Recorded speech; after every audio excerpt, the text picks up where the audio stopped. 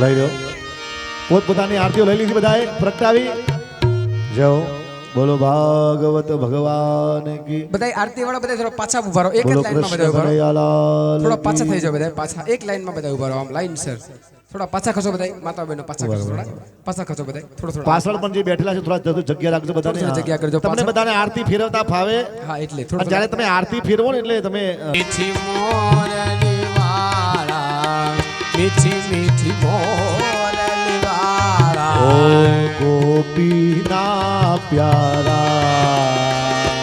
Home જય કાના કાળા ઓમ જય કાના કાળા પ્રભુ નટવર નંદલાલા પ્રભુ નટવર નંદલાલા મીઠી મીઠી મોરલી વાળા હરે ગોપીના પ્યારા હોમ જય કાના કાળા હરિ બોલ કામણ ગારા કાન કામણ બહુ કીધા એ વાલા કામણ પોકીધા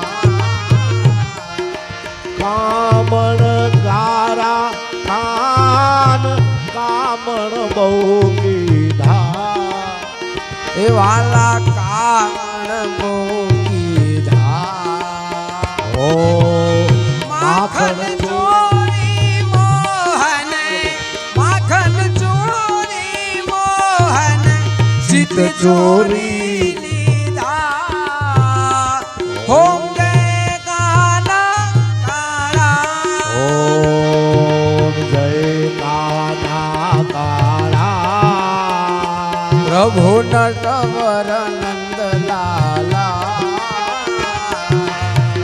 મીઠી મોરલી વાળા મીઠી મીઠી મીઠી મીઠી મોરલી વાળા ગોપીના પ્યારા ઓમ જય કાના કાળા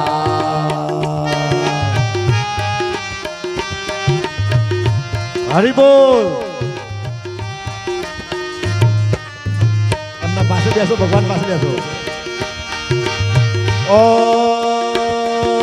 નંદ જસોદા ઘેર વૈકુટ ઉતારી પ્રભુ વૈકુંઠ ઉતારી કાલિય મરદન કીધો કાલી મરદન કીધા ગાયોને ચારી હે હોમ જય કાના કાળા ઓ ગુણ તણો તુજ પાર કેમ નહીં આવે હે પ્રભુ મેં નહીં આવે હો નૈતી વેદ પુકારે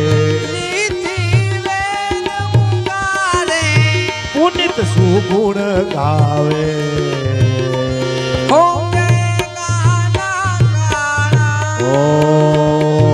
જય કાના કાળા પ્રભુ નટવર નંદલાલા ઓ મીઠી મીઠી મોરલી વાળા મીઠી મીઠી મોરલી વાળા ગોપીના વાળા ઓમ જય કાના કાળા કપૂરે ગૌરવ કરુણાવતારમ સંસાર સારમ ભુજ કેન્દ્રહારમ સદા વસંતમ હૃદયારોહિતે ભવમ ભવાની સરિતમ નમામિ મંગલમ ભગવાન વિષ્ણુ મંગલમ ગુરુવધ્વજ મંગલમ પુંડલીકાક્ષાય મંગલાય તનો હરિ સર્વ મંગલ મંગલે શિવે સર્વાર્થ સાધિકે શરણે ત્રંબકે ગૌરી નારાયણી નમસ્તુતે નારાયણી નમસ્તુતે પોતપોતાની આપેલી ત્યાં જ ઉભા રહેજો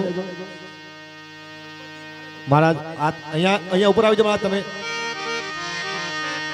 તમે ઉપર આવો મહારાજ અહીંથી ઉપર રહી ઓમ આરતી તુર્યાય સમર્પ્યામિ ભ્યો નમાય નમઃ.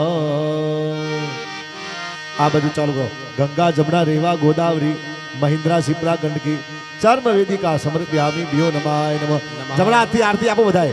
તમેવ માતા ચ પિતા તમેવ તમેવ બંધુ સખા તમેવ વિદ્યાધરણમ તમેવ સર્વ મમ દેવ દેવ ગુરુ બ્રહ્મા ગુરુ વિષ્ણુ ગુરુ દેવો મહેશ્વરા ગુરુ સાક્ષાત પરિબ્રહ્મા તસ્મૈ શ્રી ગુરવે નમઃ. વસુતમ દેવમ કંચારુન્મોદનમ દેવકી પરમાનંદમ કૃષ્ણમ વંદે જગત. જગદગુરુ.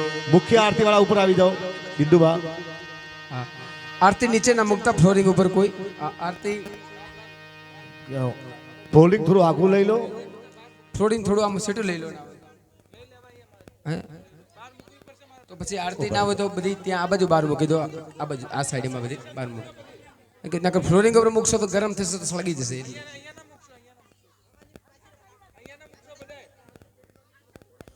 હલો. આરતી પેલી બાજુ મૂકો ના હોય તો ત્યાં ફ્લોરિંગ થોડું આઘું કરી અને પેલી બાજુ બધી આ આરતી નેટ બળી ના જાય એના માટે બીજું કઈ બીજું નહીં. કંઈ નહીં. કોઈ બાળકોના બગડશે તો